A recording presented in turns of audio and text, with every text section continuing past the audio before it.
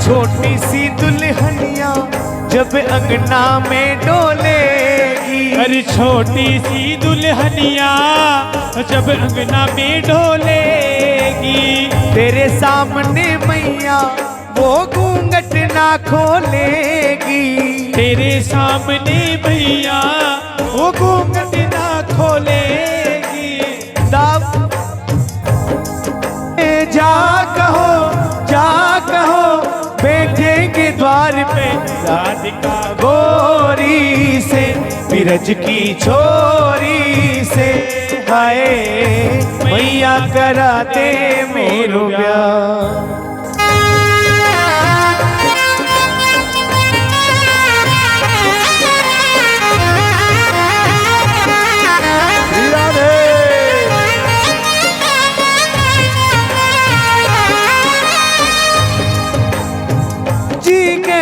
श्याम बिना हो श्याम बिना जीवन, श्याम बिना राधा सुनी सुनी लागे मारा, श्याम बिना राधा सुनी सुनी लागे मारा, श्याम बिना।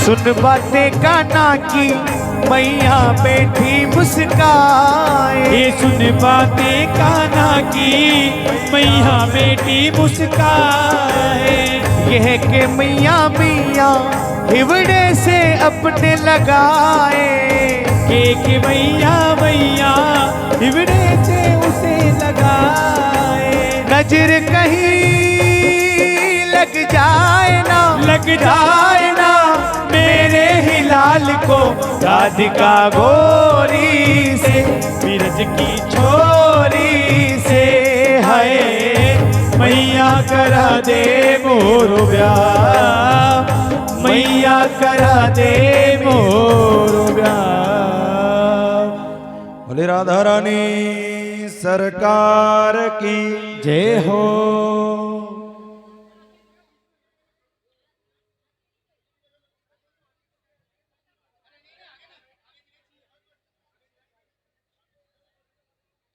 सभी शांति बनाए रखें। श्री राधे।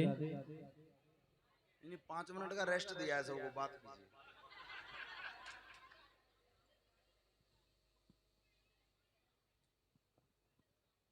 कथा करें शुरू। प्रारंभ करें कि रह गई हैं भाई? प्रेम से बोलो राधे राधे।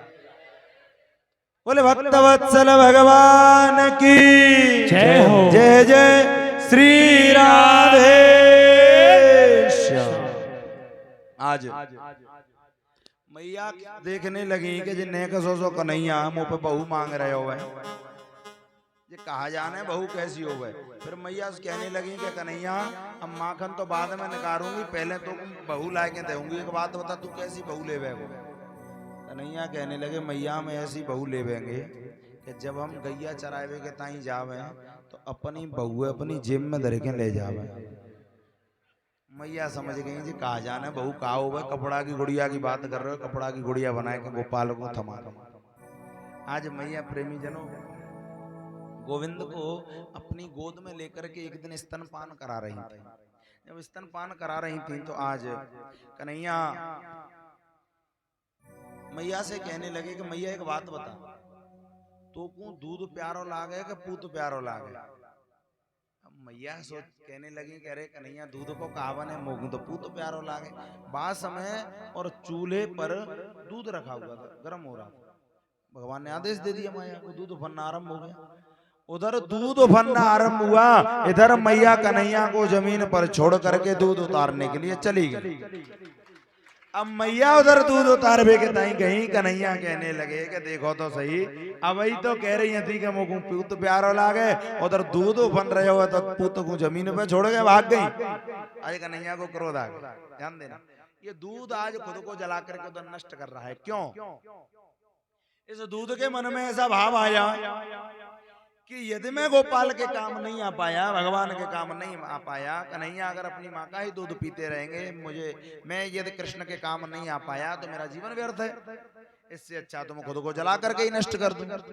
आज प्रेमीजनों, इस निर्जीव दूध से हमें और आपको ये शिक्षा लेनी चाहिए कि मानव जीवन जो मिला है परोपकार के लिए मिला है। यदि हम इस शरीर को पाकर के किसी और के काम न आ पाए, केवल निजी स्वार्थों में ही जीवन को जीते रहे, तो विचार करके देखना कि एक पशु में और मनुष्य में क्या अंतर रह जाता है। मानव वही है जो इस अनमोल जीवन का प्रेमीजनों फायदा उठा सके, कुछ परोपकार कर सके। लेकिन आज हम इतने स्वार्थी हो गए हैं, पशु जैसी वृत्तियां हो गई हैं जीव की, इतने स्वार्थी हो गए कि अपने निजी स्वार्थों के लिए विचार करके देखना, माता पिता को भी लेकर के तो वृद्धाश्रम में ढकेल देते हैं। इतनी कुरीतियां उत्पन्न हो गई हैं निजी स्वार्थों को लेकर के। भगवान को 3 चीजें प्रिय थी, गाय, गोपी और गीता। ध्यान देना, ये 3 चीजें भगवान को बड़ी प्रिय थी। लेकिन आज अपने निजी स्वार्थों के लिए प्रेमीजनों इन तीनों की ही दुर्दशा की जा रही है। गाय को काटा जा रहा है चंद पैसों के लिए, गाय को। गीता को बुलाया जा रहा है। आज बहुत से लोग हमसे कहते हैं, महाराज जी हमारे घर में भी गीता रखी है, उससे पूछो पढ़ी कब की है, खोल के कब की देखी है। विचार करना।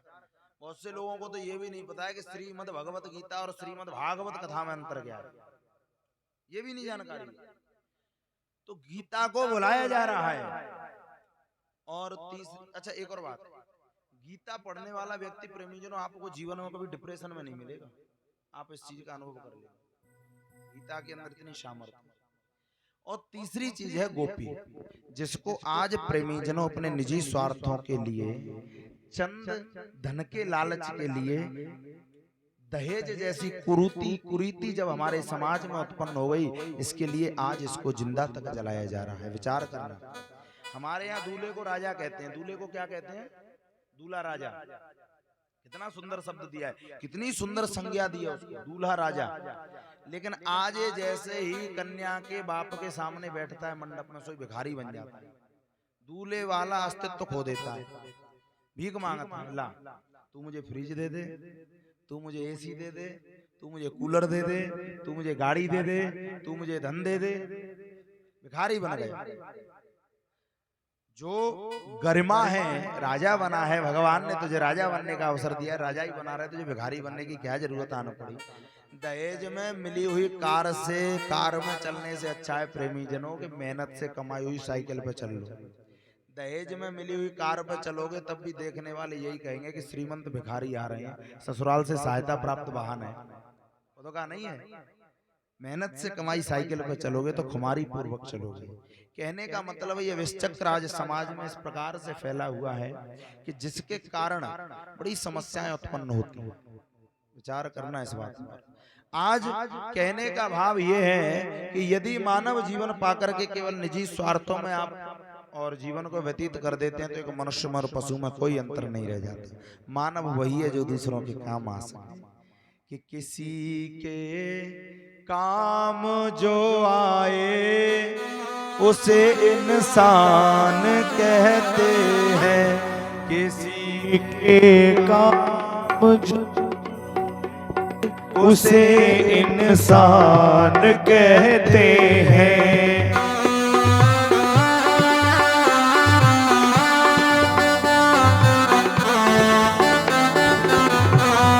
किसी के काम जो आए उसे इंसान कहते हैं, पराया दर्द अपनाए उसे इंसान कहते हैं।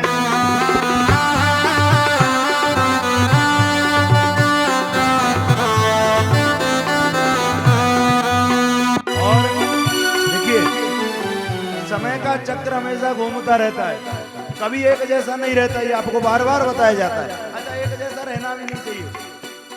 आपने वो देखा है हॉस्पिटल में ईसीजी की मशीन देखी है, उसमें जब तक ईसीजी की मशीन में लाइन टेढ़ी मेढ़ी चलती रहती है तब तक तो समझ लो कि जीवित है, और जैसे ही सीधी हो गई एक जैसा चलना बेकार है। ये समय का चक्र बदलता रहता है, उतार चढ़ाव आते रहते हैं, लेकिन जीवन में परिस्थिति कैसी भी आए प्रेमीजनों, कभी भी अपने धर्म से पतित नहीं होना चाहिए, धर्म पर टिके रहना चाहिए।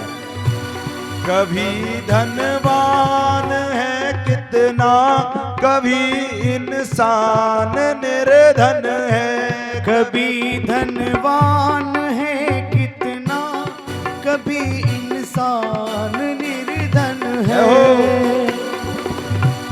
कभी सुख है कभी दुख है, इसी का नाम जीवन है। कभी सुख है कभी दुख है, इसी का नाम जीवन है। जो मुश्किल में न घबराए उसे इंसान कहते हैं। जो मुश्किल में न घबराए उसे इंसान कहते हैं। मुश्किल समय में परीक्षा होती है प्रेमीजनों, आपको ये मुश्किल समय आता है हमारी परीक्षा लेने के लिए। धीरज धर्म मित्र और नारी, आपतकाल पर के उचारी। जो मुश्किल में न घबराए उसे इंसान कहते हैं। जो मुश्किल में न घबराए उसे इंसान कहते हैं। पराया दर्द अपनाए उसे इंसान कहते हैं। पराया दर्द अपनाए उसे इंसान कहते हैं।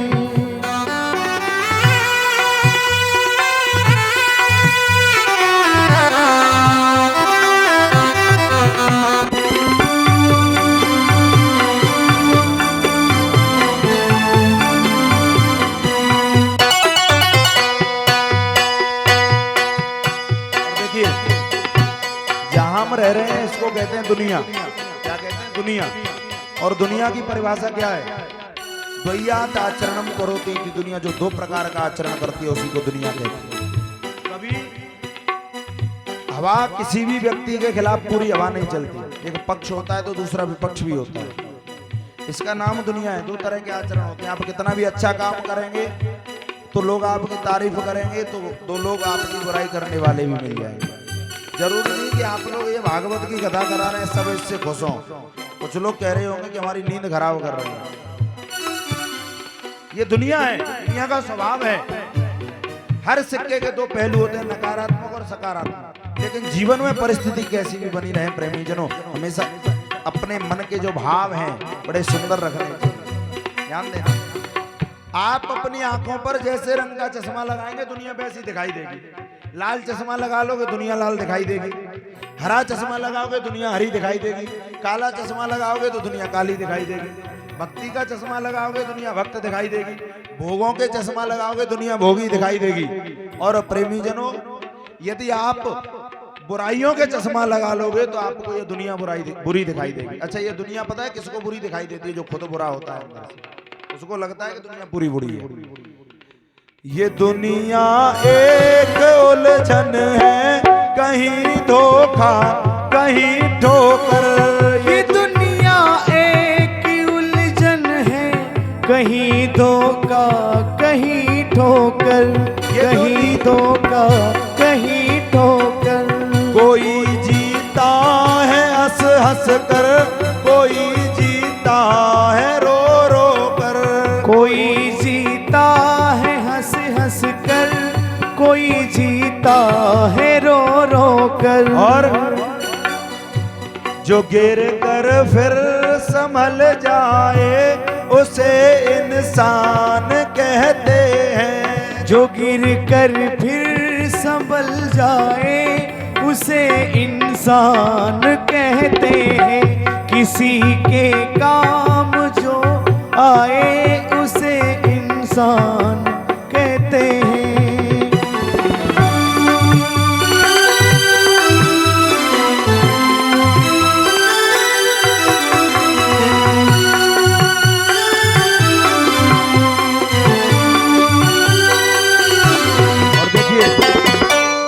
मनुष्य जो है गलतियों का पुतला है, कोई भगवान नहीं है कि गलती नहीं हो। प्रत्येक मनुष्य से गलती होती है। गलती हो जाए कोई बात नहीं, गलती होती भी रहनी चाहिए, मनुष्य का कार्य है। लेकिन ऐसा नहीं कि आपसे गलती हो गई, आपसे भूल हो गई और आप उनको लेकर के बैठ जाएं और जीवन की गतिविधियों को रोक दें, हार करके बैठ जाएं। ऐसा नहीं करना है। कभी कभी क्या होता है कि जो चाबी का गुच्छा होता है, गुच्छे की आखिरी चाबी से भी ताला खुल जाता है और आप सोचो कि 4 चाबियों से नहीं खुला, बीच में से ही भाग जाओ। प्रेम से बोलो राधे राधे। अगर गलती रुलाती है तो ये राहें दिखाती है। अगर गलती रुलाती है तो राहें भी दिखाती है। मनुज गलती का पुतला है, ये अक्सर हो ही जाती है। मनुज गलती का पुतला है, ये अक्सर हो ही जाती है। और जो कर ले ठीक गलती को उसे इंसान कहते हैं। जो कर ले ठीक गलती को उसे इंसान कहते हैं।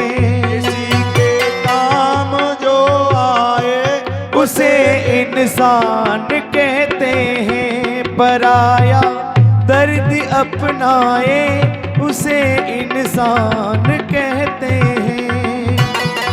और जो प्रेमी जनों कमा करके केवल खुद खा लेते हैं, अपना पेट भरना जानते हैं, अपने निजी स्वार्थों के लिए ही जीवन जीते हैं, केवल अपने सुख के लिए। तो बताया है कि खादते मोदते सुनकः सूकर खगः तेषां मेषां को विशेष। खाते पीते मौज करते ये काम तो कुत्ते, सूअर और गधे भी करते हैं। पहले भी आपको बताया था 4 कार्य, 4 समानताएं मनुष्य में और पशु में बताई है। आहार, निद्रा, भय, संततित्वम। आहार यानी पेट भरना, पशु भी भरता है, हम और आप भी भरते हैं। निद्रा, पशु भी सोता है, हम और आप भी सोते हैं। भय, पशु को भी भय उत्पन्न होता है, हमें और आपको भी भय उत्पन्न होता है। संततित्वम, पशु भी पुत्र उत्पत्ति करता है और मनुष्य भी पुत्र उत्पन्न करता है। यदि केवल इन्हीं कार्यों में जीवन निकल गया तो कभी विचार करके देखना कि पशु में और मनुष्य में क्या अंतर रहेगा।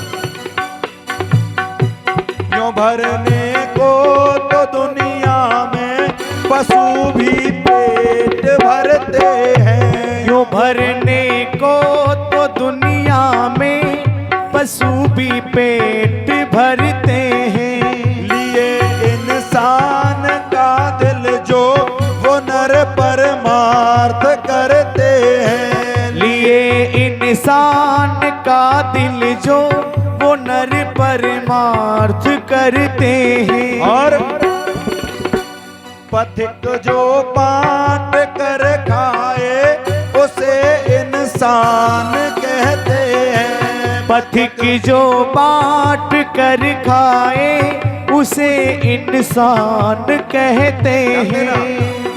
एक बार की बात है, एक बार ये देवता और राक्षस दोनों भगवान के पास गए और भगवान से राक्षस कहने लगे कि देवताओं को श्रेष्ठ क्यों मानते हैं। भगवान कहने लगे क्योंकि ये ज्यादा बुद्धिमान है, ज्यादा समझदार है। राक्षस कहने लगे नहीं, हम इनसे ज्यादा समझदार है, परीक्षा लेकर देख लो। भगवान ने कहा ठीक है।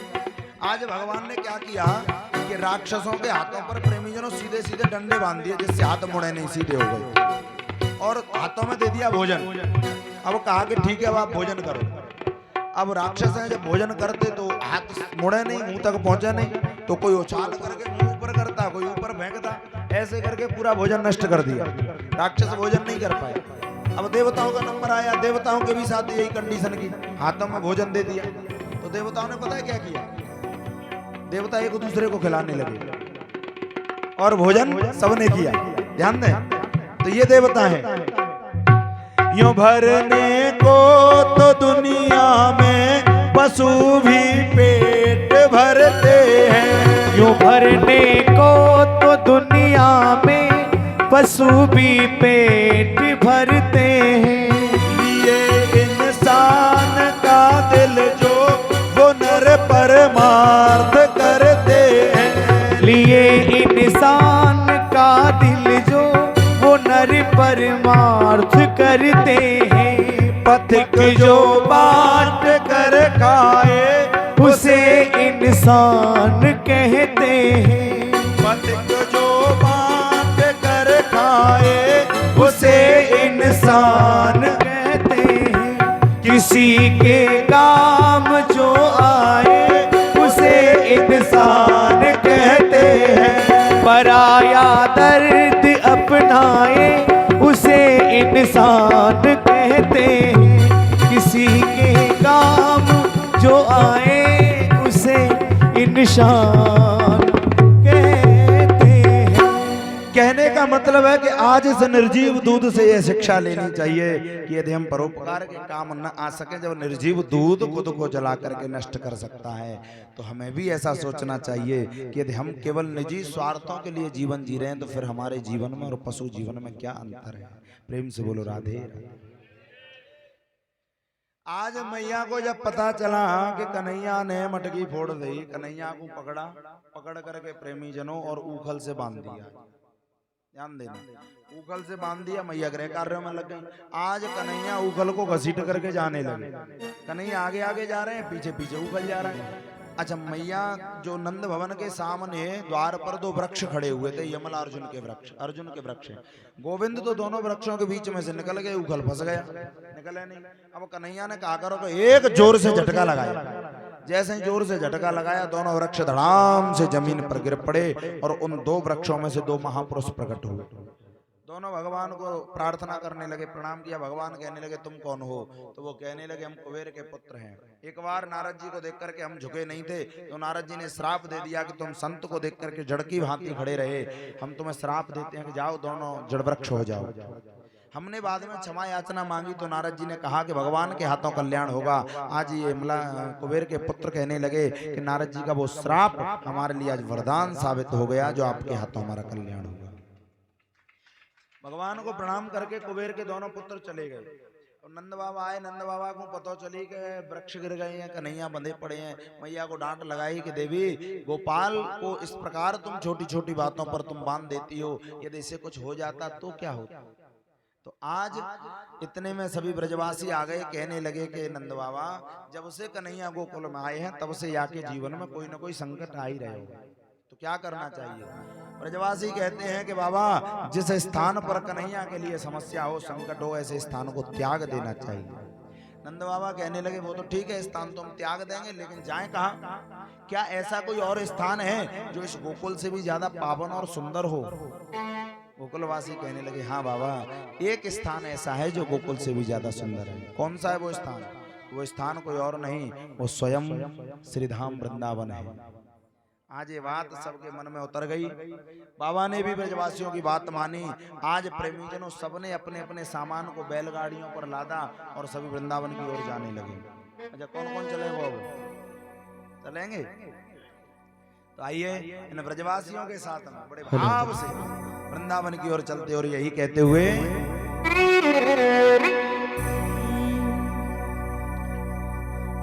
बुला लो कन्हैया वृंदावन, वरना कोर्ट में अपील करूंगा। हारना तो तुम्हारा निश्चित है, मैं राधे रानी को अपनी वकील करूंगा। कहते हुए उस सांवरे को दिल में बसा के तो देखो,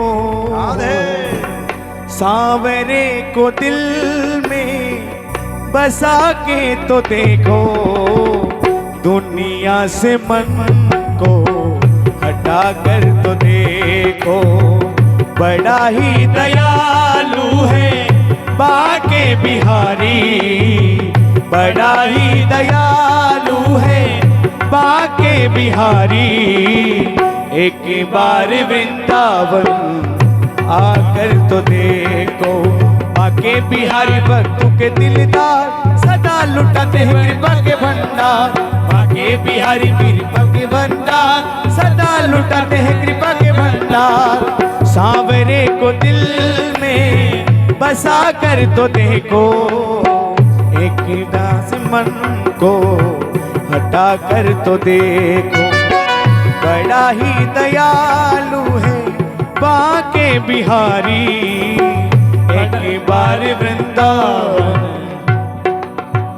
और जब भक्त वृंदावन पहुंच जाता है तो सांवरे को क्या कहता है? रुको भैया, ओ काली कमली रुको रुको रुको, वाला। बेटे बेटे वृंदावन पहुंचते हैं क्या है? सब खड़े हो जाइए। बेटे बेटे पहुंच जाते हैं क्या? तो एक बार खड़ा होना है। जिनको वृंदावन जाना है उनको खड़ा होना है, और जो जिनको नहीं जाना वो बैठ रहे, उनको गोपाल जी की कसम है, जो नहीं जाना चाहते उनको बैठ रहना है, और जो जाना चाहता है सच में दिल से तो वो खड़े हो जाए। जिनके पेट ठीक नहीं वो भी ठीक हो जाएंगे। भी देख, खड़े होकर देखो एक बार, ये मेला ही ऐसा है, पागलों का मेला है ये। ओ काली कमली वाला मेरा यार है, मेरे मन का मोहन तू दिलदार है। ओ काली कमली वाला मेरा यार है, मेरे मन का मोहन तू दिलदार है। तू मेरा यार है, मेरा दिलदार है। तू मेरा यार है, मेरा दिलदार है। होए होए होए होए, काली कमली वाला मेरा यार है, मेरे मन का मोहन तू दिलदार है। ओ काली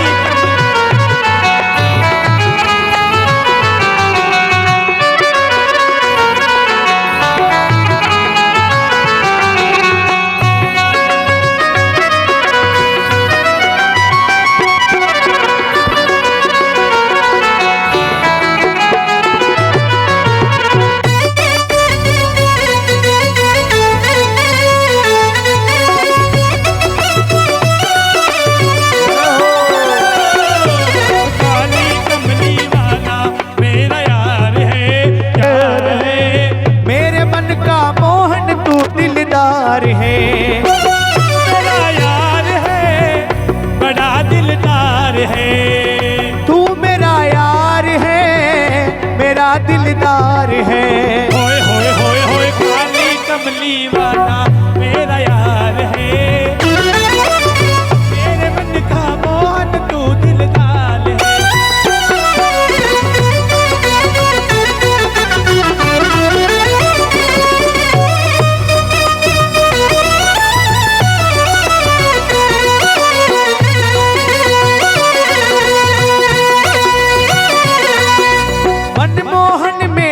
दीवाना गाऊं बस अब यही तराना, गाऊं बस अब यही तराना। मनमोहन में तेरा दीवाना गाऊं बस अब यही तराना, गाऊं में यही तराना। ओ श्याम सलोने, श्याम सलोने तू मेरा रिजवार है, मेरे मन का मोहन तू दिलदार है। ओ काली कमली वाला मेरा यार है, मेरे मन का मोहन तू दिलदार है।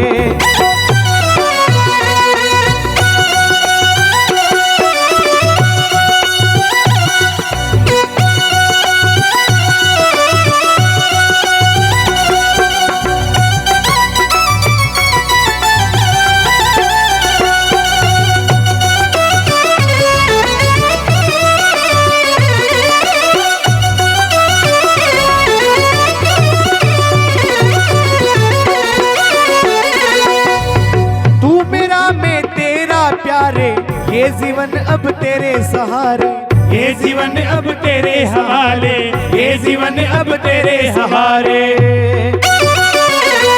वो हाथ तेरे, और कौन कौन मानता है कि भगवान के हाथ में बागडोर है? अपनी डोर किस, कन्हैया के हाथ में कौन अपनी डोर थमाना चाहता है? एक बार हाथ खड़े करके बताइए। हाथ तेरे इस जीवन की पतवार है, मेरे मन का मोहन तू दिलदार है। काली कमली वाला मेरा यार है, मेरे मन का मोहन तू दिलदार है। तू मेरा यार है, मेरा दिलदार है। तू मेरा यार है, मेरा दिलदार है।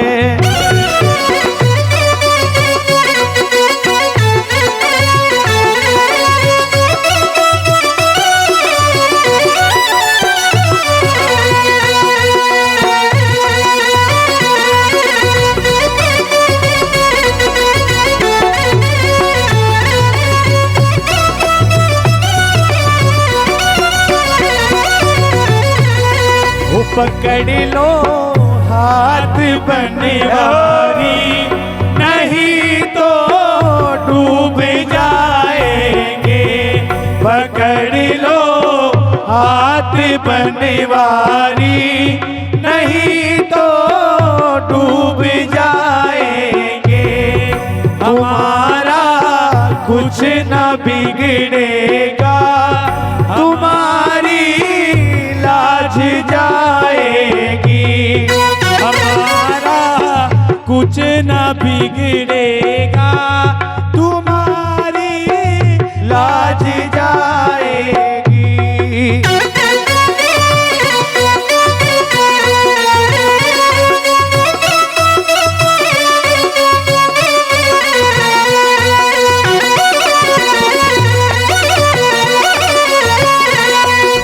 धरी है पाप की गठड़ी हमारे सर पे ये भारी। भरी है पाप की गठड़ी हमारे सर पे है भारी। वजन पापों का है भारी, इसे कैसे उठाएंगे। पकड़ लो हाथ बनवारी, नहीं तो डूब जाएंगे। पकड़ लो हाथ बनवारी, नहीं तो डूब जाएंगे।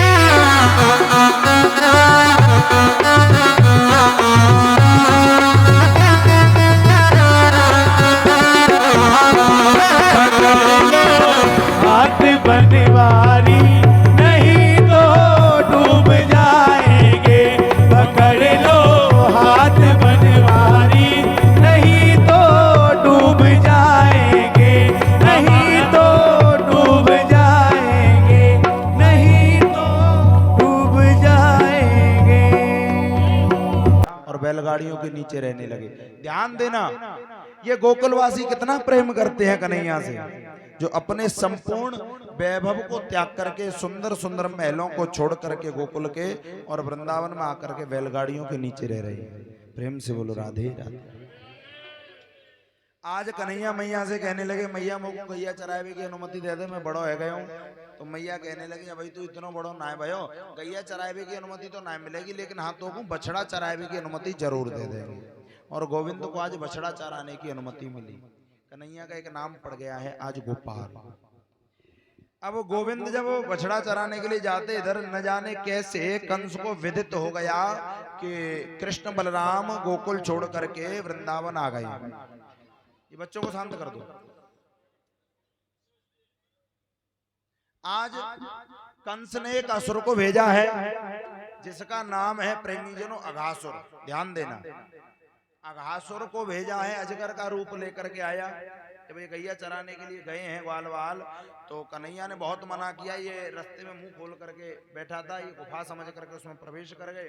तो कन्हैया सोचने लगे कि जब ग्वाल वाल चलेगे तो मैं ही बाहर क्या करूंगा, आज कन्हैया भी अंदर चलेगे। कन्हैया के अंदर जाते अजगर ने मुंह बंद किया, गोविंद कंठ पर बैठ गए और शरीर को इतना फुलाया कि आज इसका श्वास अवरुद्ध हो गया, इसके प्राण पखेरु निकल गए और गोविंद ग्वाल वालों को बाहर लेकर के आए।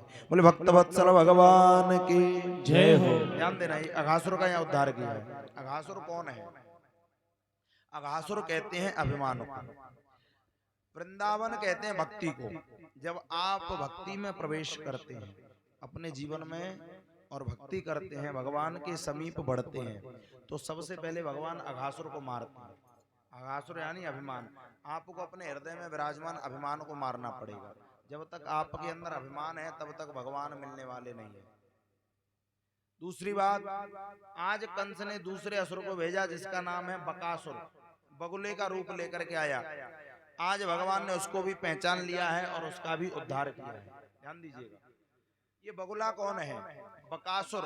बकासुर कहते हैं पाखंड को। बगुले को आपने देखा होगा, किसी भी नदी के किनारे पर एक पांव पर ऐसे खड़ा हो जाता है जैसे कोई तपस्वी खड़ा होकर के तपस्या कर रहा हो। जैसे कोई जीव जंतु निकलता है तुरंत उसको दबोच लेता है। एक किसान जब खेत जोतता है या खेत में पानी देता है तब भी इसी स्थिति में खड़ा होता है और जीव जंतु को निकलते ही उसको दबोच लेता है। ये पाखंड का प्रतीक है। भगवान कहते हैं कि यदि मेरे समीप आना है, मुझे प्राप्त करना है, मेरी भक्ति करनी है, तो तुझे पाखंड करने की कोई जरूरत नहीं, दिखावा करने की कोई जरूरत नहीं। तू जैसा है वैसा ही मेरे सपास चला, मुझे स्वीकार है। प्रेम से बोलो राधे राधे। इसके बाद एक और असुर को भेजा, बत्सासुर, बछड़े का रूप लेकर आया, गोविंद के असंख्य बछड़ों में मिल गया। आज कन्हैया ने बलराम जी से कहा कि बाद में मत कहना, बताया नहीं, देखो ये बछड़ों के बीच में कंस का असुर है। आज गोविंद ने प्रेमी जनों उसको असंख्य बछड़ों के मध्य में से ढूंढ करके बत्सासुर का उद्धार किया। बत्सासुर होता है मोह का प्रतीक, गाय का छोटा बछड़ा होता है, आपने देखा होगा, कितना प्यारा लगता है, मोह हो जाता है। भगवान को यदि पाना है तो इस बत्सासुर का उद्धार करते हैं, यानी मोह रूपी मोह को नष्ट कर देंगे। जब तक आपके हृदय में संसार के प्रति आसक्ति रहेगी, मोह रहेगा, तब तक ना तो आप भक्ति कर पाएंगे, ना ही भगवान को पा सकते हैं प्रॉपर तरीके से। मोह को नष्ट करना होता है। इसके बाद भगवान ने एक और बड़ी सुंदर लीला की थी, ध्यान देना, जिसको हम और आप कहते हैं काली दह लीला। काली नाग रहता है काली दह में। आज इसने यमुना जल को इतना जहरीला बना रखा है कि यदि कोई प्यासी गाय गलती से पानी पी ले तो मर जाए, कोई पशु पक्षी, कोई पशु ऊपर से उड़ता हुआ निकल जाए तो मर जाए, इतना जहरीला बना रखा है। आज भगवान कंदुक क्रीड़ा करने के बहाने वहां पर गए, आपने ये कथा पहले भी सुनी होगी, और खेल खेल में गेंद को नदी में, यमुना जी में डाल दिया। आज मित्रों ने खूब प्रेशर डाला है भगवान के ऊपर के गेंद निकाल के लाओ। भगवान आज कदम्ब के पेड़ पर चढ़ करके छलांग लगा दी और गेंद के बहाने काली देह में प्रवेश किया, काली नाग से युद्ध किया। आज उसके अभिमान को नष्ट किया और उसको काली देह से बाहर निकाल करके यमुना जी को स्वच्छ किया। ध्यान दीजिए, ये कौन है काली नाग? ये काली देह कोई और नहीं, यमुना कहते हैं भक्ति को। और हृदय में जब भक्ति उत्पन्न होती है तो काली नाग है विषय वासनाएं। जब तक आपके हृदय में विराजमान विषय वासनाओं को बाहर नहीं निकाला जाएगा, तब तक हृदय में प्रेमी जनों ना तो भक्ति जागृत हो सकती है, ना भगवान मिल सकता है। विषय वासना है ये काली नाग, विषय वासना रूपी काली नाग का मान मर्दन किया है। इसके बाद भगवान ने एक और बड़ी पावन लीला की। देखिए, अगर ज्यादा विस्तार से बताएंगे तो 12 बज जाएंगे, फिर तुम कहोगे कि प्रसाद बांट दे, वो तो चल जाएगी अभी। अच्छा, यहां से आगे भगवान ने एक और लीला की, जिसको कहते हैं हम चीर हरण लीला। ध्यान देना, गोपियां यमुना जी में स्नान करने के लिए जाती, निर्वस्त्र होकर के स्नान करती, माँ कात्यायनी का पूजन करती। माँ कात्यायनी से एक ही वर मांगती हैं कि मुझे गोविंद जो है और पति रूप में मिले। भगवान ने समझाया गोपियों को कि देखो देवी, जल में निर्वस्त्र होकर के स्नान नहीं करना चाहिए, इसके 2 पाप लगते हैं। एक तो लौकिक पाप, दूसरा धार्मिक पाप। धार्मिक पाप ये है कि जल देवता में यदि आप निर्वस्त्र होकर के स्नान करते हैं तो जल के जो देवता हैं, वरुण देवता, रुष्ट होते हैं।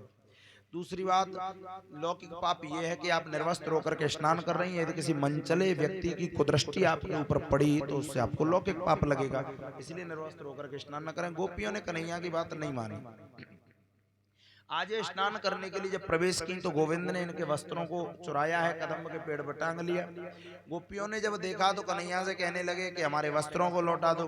तो कन्हैया ने इनको समझा बुझा करके वस्त्र लौटा दिए हैं। ध्यान दीजिए, यहाँ पर राजा परीक्षित ने प्रश्न किया है, गुरुदेव एक बात बताइए, आगे कलयुग आने वाला है, कलयुग का जो व्यक्ति है इसकी मनोवृत्ति ऐसी हो जाएगी कि यदि इसको आप 20 साल तक अच्छे संस्कार दो फिर भी राम की राह पे नहीं चला पाओगे। केवल 20 दिन बुरे संस्कार दे दो, ये रावण के मार्ग पर चल जाएगा। प्रेम से बोलो राधे राधे। नकारात्मक चीजों को सोचेगा, ये आगे चल करके कहेगा कि भगवान ने ये जो चीर हरण लीला की है, वस्त्र हरण लीला की है, तो जब भगवान ने करी है तो हम भी करेंगे, हमें करने में क्या दोष है। तो देखिए, पहली बात, यदि कोई व्यक्ति इस बात को कहता है तो भगवान कृष्ण जो है भगवान है, और यहाँ बताया है कि समर्थ को नहीं दोष को सही, सामर्थ्यवान के व्यक्ति के लिए कोई दोष नहीं है। भगवान सर्व सामर्थ्यवान है, उसके लिए कोई दोष नहीं है। पहली बात तो ये है। दूसरी बात, यदि कोई व्यक्ति इस बात को कहता है कि नहीं, भगवान ने जब ये लीला की है तो हम भी भगवान की होड़ करेंगे, तो जो भगवान की होड़ करने की बात करें उनको एक छोटी सी बात बता दें कि भगवान तो शंकर भी हैं। अगर होड़ करने की ज्यादा खुजली मचे तो एक बार भगवान शंकर की होड़ करके देख लेना।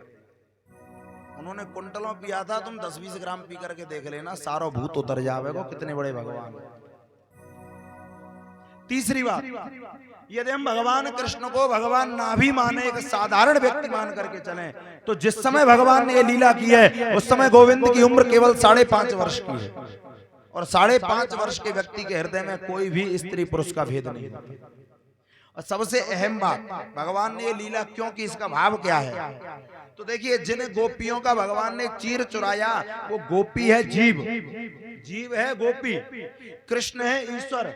जिस वस्त्र का हरण किया वो वस्त्र अविद्या, जीव के हृदय पर अविद्या रूपी वस्त्र जो है, जब तक ये नहीं हटेगा तब तक भगवान नहीं मिल सकते, तब तक ईश्वर के दर्शन नहीं हो सकते। तो भगवान ने आज जीव के हृदय से अविद्या रूपी वस्त्र को हटाया है, इस लीला को करने का ये भाव है। यहाँ से आगे भगवान ने एक और बड़ी पावन लीला की, जिसको हम और आप कहते हैं प्रेमी जनों, जिसकी आप सब तैयारी कर रहे हैं। कछु तो जी सोच रहे होंगे कि महाराज जी की जो होगी सो देखी जाएगी, पहले इनको नंबर आ जान दो, पीछे कथा करियो, कथा तो भी और चलेगी 2 दिन। कितने लोग सोच रहे हैं? अच्छा, सोच रहे होंगे तो अपन से हाथ उठाए देंगे, प्रेम से बोलो राधे राधे। भगवान ने गोवर्धन लीला की थी, गोवर्धन पूजा, ध्यान दीजिए। अच्छा ये बताओ, गोवर्धन नाथ कौन कौन गया है? सब गए हैं। गिरिराज जी की पूजा कौन कौन ने करी है? कथाओं में करी होगी, अपने घर पे करी होगी, साल में त्योहार आता है तब करी होगी, करिए कि नहीं करी? अच्छा, आपको पता है गोवर्धन पूजा का मतलब क्या है? ध्यान दीजिएगा, गोवर्धन पूजा किसे कहती है? गोवर्धन जो शब्द है, इस शब्द से 2 शब्द निकलते हैं यदि आप इसको संधि विच्छेद करते हैं तो, गो और वर्धन।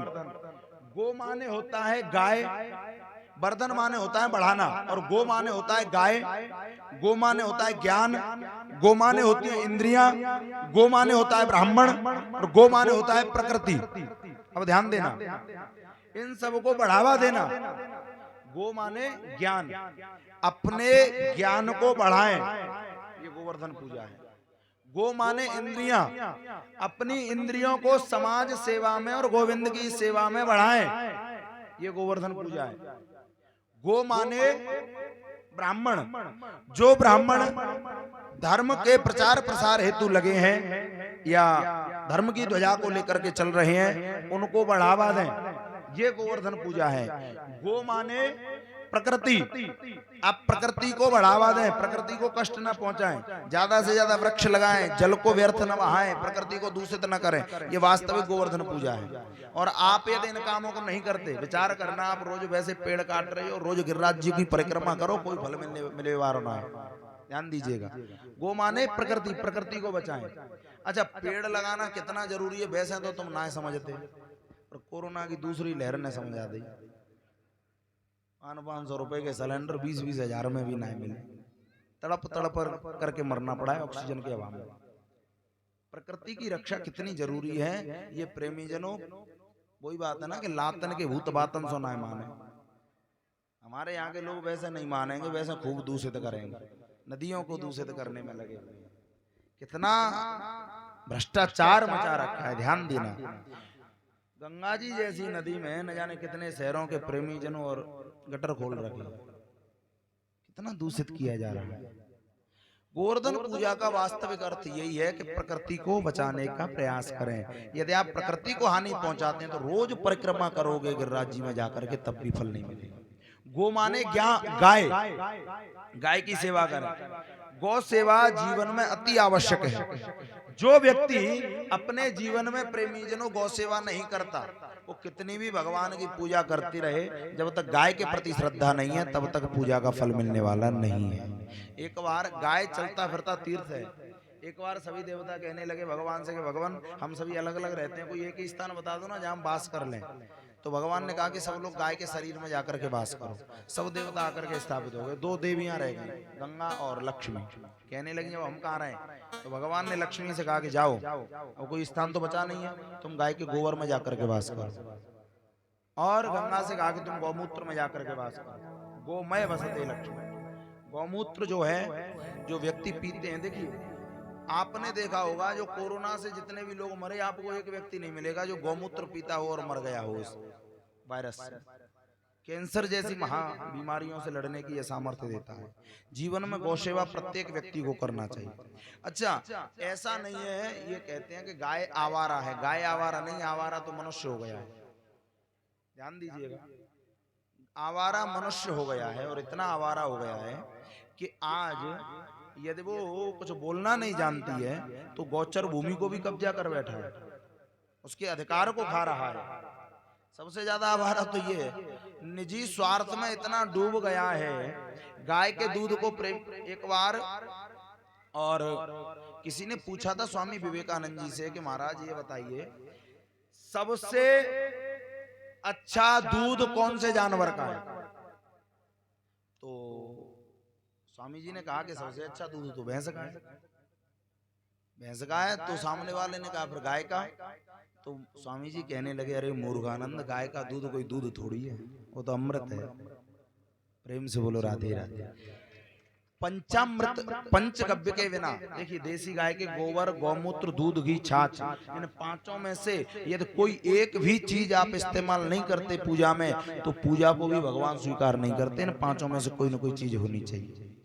गाय रक्षा आज प्रेमीजनों बहुत जरूरी है। और देखिए आज हमारे निजी स्वार्थों को लेकर के, लालच को लेकर के हमारी जो वास्तविक भारतीय नस्ल की गाय है उनको धीरे धीरे नष्ट प्राय किया जा रहा है, और दूध का लालच देख करके और जर्सी नामक पशु को गाय की संज्ञा दे करके हमारे और आपके बीच में लाया जा रहा है। आप जब भी देखना बाहर से यदि आप घी इत्यादि लेकर के आते हैं बाजार से, तो फोटो भी उसी जर्सी गाय का लगा दें, जिससे कि हमारे आने वाली नस्लें हैं वो गाय का फोटो ही भूल जाए कि गाय होती क्या है। नष्ट तो प्राय होती जा रही है।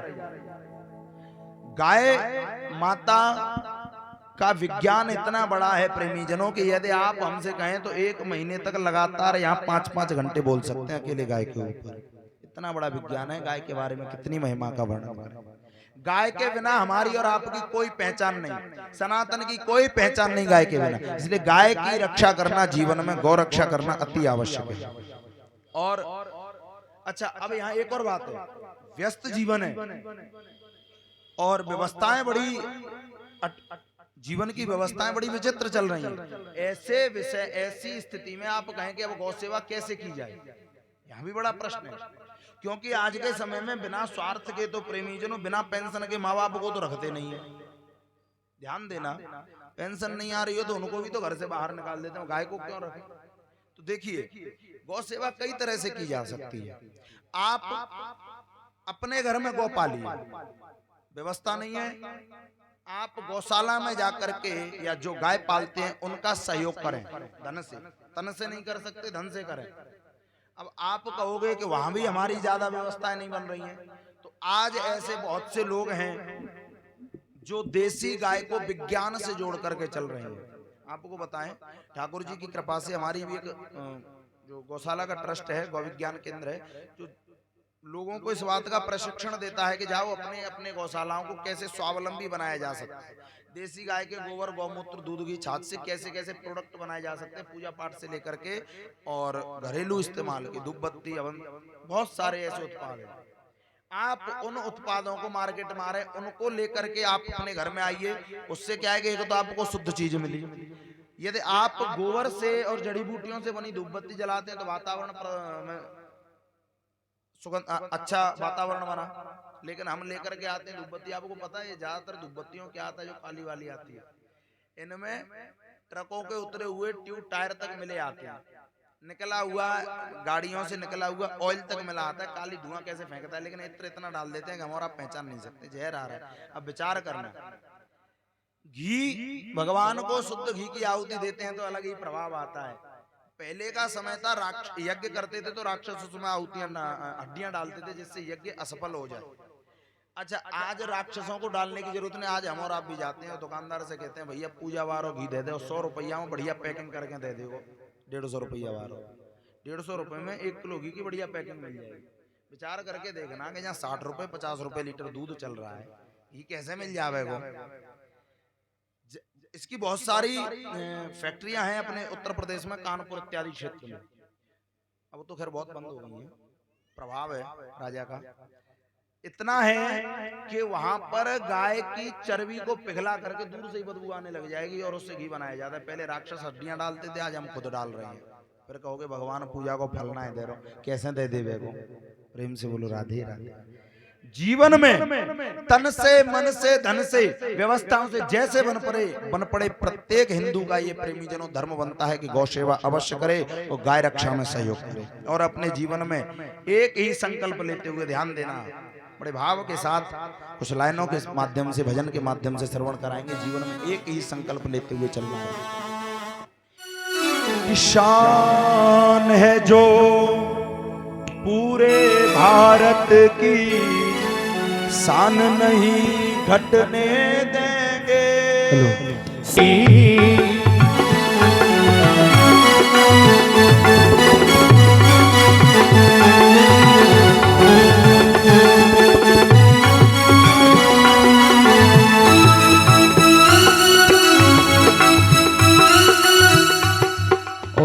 मैं सभी भक्तों से निवेदन करूंगा कि इस गौ माता के भजन पे आप जो भी हो अनुदान जरूर करें गोदान के लिए, और गुरुजी के आश्रम में वो राशि पहुंचा दी जाएगी। सभी से मेरा निवेदन है कि आप अवश्य ही राशि जो भी आप पेड करना चाहिए इस भजन पे जरूर करें। श्री राधे। हमें हिंदुओं की 3 मुख्य माएँ बताई हैं। 3 मुख्य माँ कौन कौन सी? एक माँ धरती, एक माँ गंगा, एक गैया कहलाई है। एक माँ धरती, एक माँ गंगा, एक गैया कहलाई है।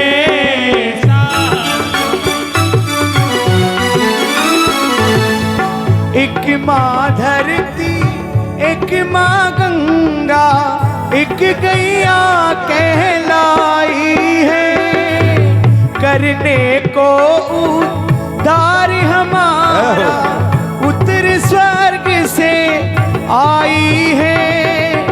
दूध पिए गई यहाँ का हिंदू, मुस्लिम, सिख, ईसाई है। गो हत्यारों से गैया का सौदा नहीं पड़ने देंगे। कट कट जाए बेशक अपना, गाय नहीं कटने देंगे। शान है जो पूरे भारत की, शान नहीं कटने देंगे। शान है जो पूरे भारत की।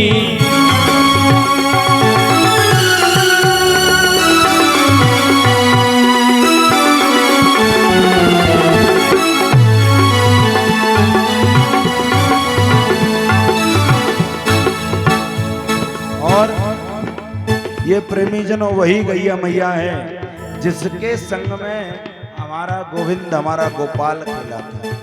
आज अपने घरों में हम और आप सभी लड्डू गोपाल की तो सेवा करते हैं, लेकिन गाय के प्रति कोई ध्यान नहीं। ध्यान दीजिए, क्या गोपाल प्रसन्न होंगे? जा गैया की पूंछ पकड़ के खेलो कृष्ण कन्हैया है। माँ गैया की पूंछ पकड़ कर पार लगेगी नैया है।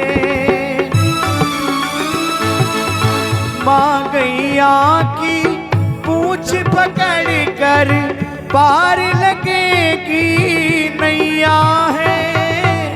ये गैया मैया है सबकी, तारण तरण तिरैया है।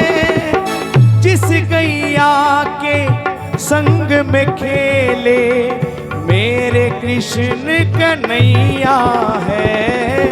जीते जी अपने दुश्मन को आगे ना डटने देंगे। जीते जी अपने दुश्मन को आगे ना बढ़ने देंगे।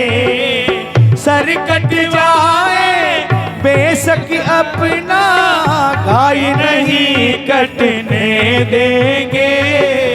शान है जो पूरे भारत की। और देखिए हमारे इस भजन के माध्यम से यदि हमारी ये आवाज भारत के प्रधानमंत्री नरेंद्र मोदी तक यदि पहुंच पाए तो हम उनसे भी एक ही बात कहेंगे। भारत के पीएम मोदी जी थोड़ा ध्यान इधर देना। भारत के पीएम मोदी जी थोड़ा ध्यान इधर देना। न्यूज चैनलों पर तुम मेरी एक खबर चलवा देना। न्यूज चैनलों पर तुम मेरी एक खबर चलवा देना। राष्ट्र पशु गो माता को तुम अब तो घोषित कर देना। करे चांदनी अब तो उल्टी गंगा नहीं बहने देंगे। कहे चांदनी अब तो उल्टी माला ना रटने देंगे। सर कट जाए बेशक अपना गाय नहीं कटने देंगे। शान है जो पूरे भारत की शान नहीं घटने देंगे। शान है जो पूरे भारत की। बोले गैया मैया की जय हो। कहने का मतलब है प्रेमीजनों यदि हम गौ सेवा नहीं करते, गाय की रक्षा नहीं कर सकते, गाय के हित में जितना हमसे बन पड़े तन मन धन से सामर्थ्य अनुसार नहीं कर सकते, तो आप कितने भी गिरिराज की पूजा करते रहो, कितनी भी गोपाल की सेवा करते रहो, कोई फल मिलने वाला नहीं है। बोले भक्त वत्सल भगवान की जय हो। आइए अब हम उस पावन कथा में प्रवेश करते हैं। एक बार की बात है कि मैया यशोदा अपने रसोई में प्रेमी जनों व्यंजन बना रही थी, पकौड़ी बना रही थी। कन्हैया कहने लगी मैया कहा कर रही है कि पकौड़ी बना रही हूँ। कि तुमने कहा हमें दे दे 2 पकौड़ी। मैया कहने लगी ना कन्हैया पहले जय जय की पूजा होगी तब सबन को प्रसाद मिलेगा। कन्हैया कहने लगे मैया एक बात बता जा, ब्रजमंडल में हमसे बड़ो जय जय दूसरो कौन सो है ताको भोग लगेगा, पहले हमारो भोग लगा। मैया ने डांट के भगा दो कन्हैया को पकौड़ी ना दी। कन्हैया रोते रोते आए। कन्हैया आज जब रोते रोते आए तो नंद बाबा उस समय यज्ञ की सामग्री तैयार कर रहे थे। कई मन तिल जौ चावल शक्कर इत्यादि मिला करके और हवन सामग्री तैयार कर रहे। कन्हैया ने पूछा बाबा तुम ये क्या कर रहे हो? कि हम यज्ञ की तैयारी कर रहे हैं। आज कन्हैया से बाबा कहते हैं कि तू रो क्यों रहा है? कि मैया से मैंने पकौड़ी मांगी दही ना है और मुझसे कह रही कि पहले जय जय की पूजा होगी। बाबा एक बात बताओ जय जय है कौन? तो नंद बाबा कहने लगे कि जय जय कोई और नहीं स्वयं इंद्र को ही नाम है। इंद्र की हम पूजन करते हैं, इंद्र की कृपा से बारिश होती है, हरियाली होती है, हमारी गाय विचरण कर पाते हैं, अन्न धन धान्य इत्यादि मिलता है। तो आज गोविंद कहने लगे कि बाबा एक बात बताओ, क्या तुमने इंद्र को कबू देखा हुआ है? बाबा कहने लगे देखो तो ना, कि जब है ही ना है तो देखोगे कहां से? क्या मतलब? तो आज कन्हैया कहते हैं कि कर्मणा जायते जंतु कर्मणैव विलीयते सुखम दुखम भयम क्षेमम कर्मणैव विपद्यते। जीव का जन्म कर्म से होता है, उसकी मृत्यु उसके कर्म से होती है। सुख और दुख अपने कर्म के अनुसार भोगता है। यदि परमात्मा नाम की कोई चीज है तो वो भी और फल उसी को देता है जो कर्म करता है।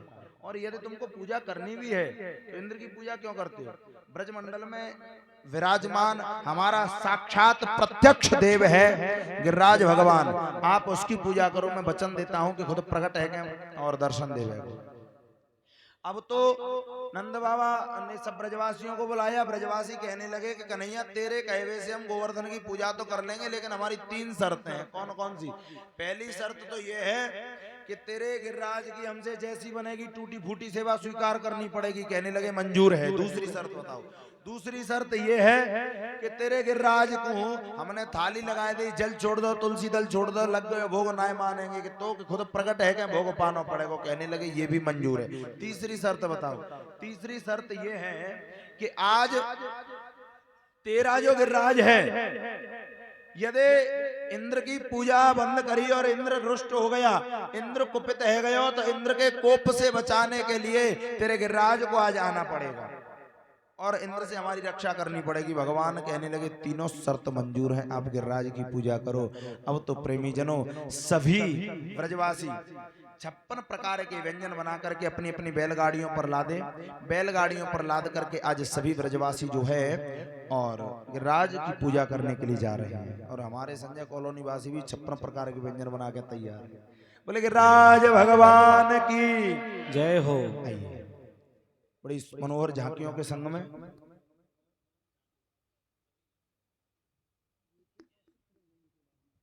और सभी गिरिराज भगवान की पूजा करते चले। बोले गिरिराज भगवान की जय हो। और देखिए आपको बता दें कल की जो कथाएं हैं बड़ी ही मनोहर कथाएं हैं।